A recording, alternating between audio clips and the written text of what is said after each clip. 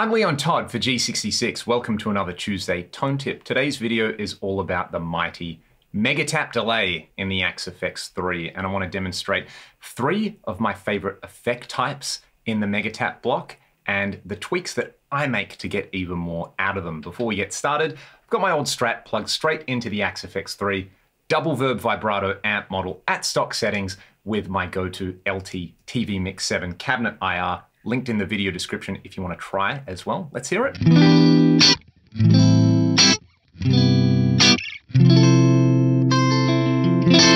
So pretty basic, neutral, clean sound to get started. Let's bring up the Megatap delay block, set the mix to 50%, and immediately select the bounce effect type. I think this is such a great demonstration of why this particular block is so unique. Make sure you're listening in stereo and have a listen for the spatial and the rhythmic effect that you get out of this particular effect type.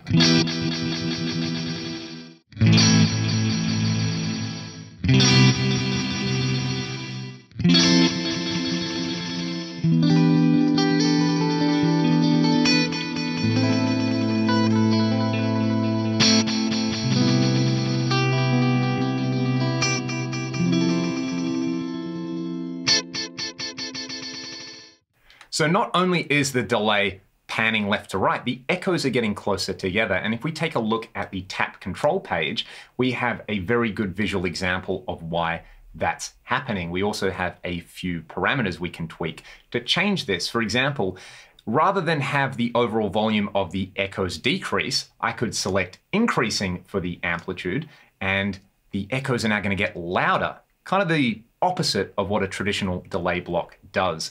And I could also play around with the time parameter in here to change the overall spacing between consecutive echoes. For example, if I turn it down, you'll see that they bunch up towards the right-hand side. If I turn it up, well, if I turn it to the middle, they're all going to be even, and I'll get more density around the start if I turn that up. So let's turn it down to about 35% and have a listen to what we get now.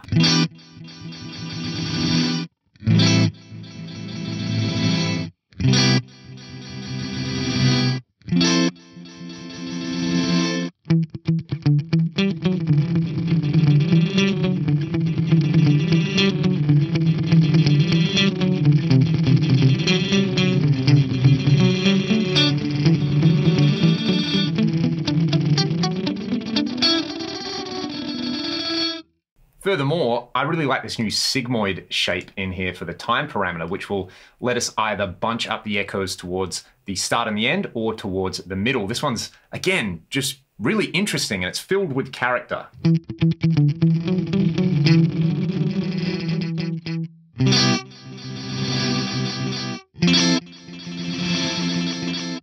How interesting is that? We're getting all these kind of interesting glitchy effects out of there, and it's just stuff that you can't do with a regular delay block in there. Furthermore, we could add some feedback to all of that. A little goes a long way with this.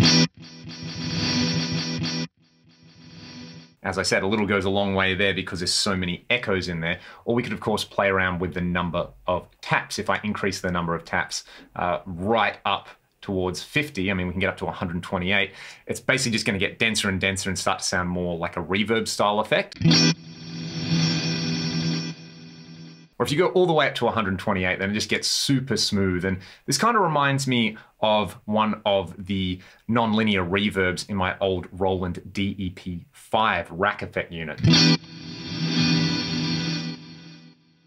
Let's hear that with some distortion now, because that is such a cool panning, reverby delay thing on there. This is going to be great on leads.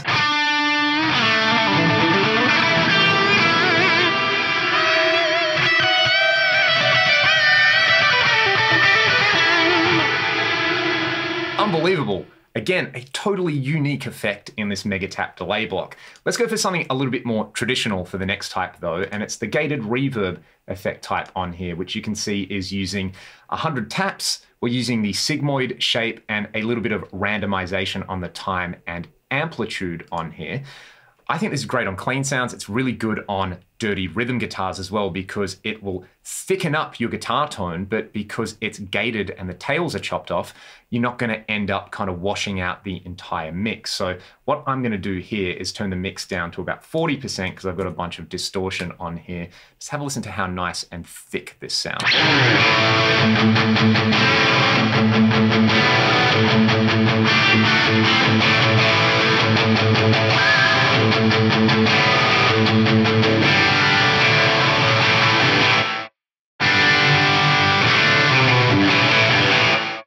Really, really cool. I mean, gated reverb is just super fun. If you want more of the early 80s style gated reverb, maybe turn the number of taps down to about 50. Just kind of sounds a little less hi-fi and, I don't know, a little bit more like a slapback echo.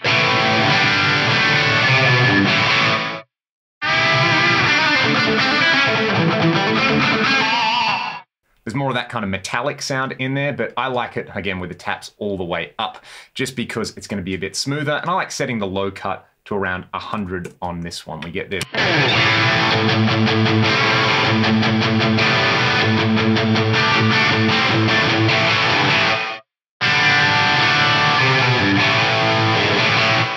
You can also play around with the delay time, basically to change the amount of reverb before it gets gated off.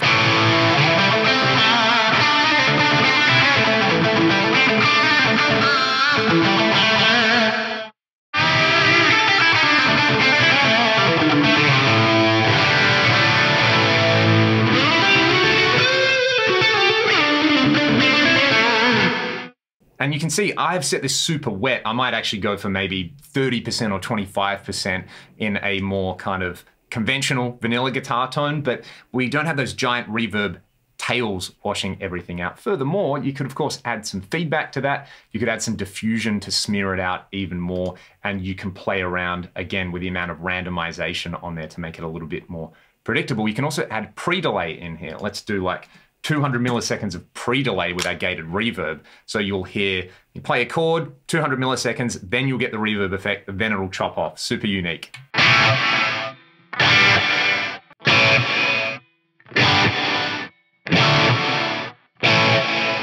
That's really, really, really unique and cool. The last effect type is the opposite of a gated reverb. It's a gigantic reverb on here. So we'll go in here and we're going to select the Megaverb preset in here, which, as you can see, 128 taps. There's quite a bit of randomization going on in here. The panning shape is constant, but we can play around with that. And at the moment, over 2 seconds of delay time. There's no feedback in there, but the diffusion is cranked. I love this one with swells on the neck pickup with this guitar.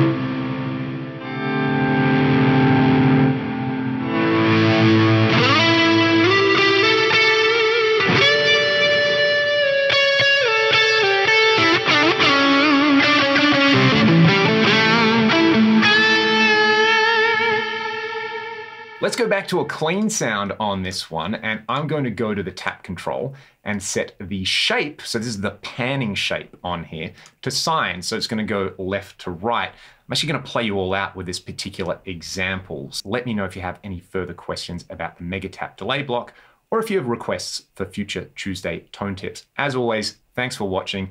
Have a great week.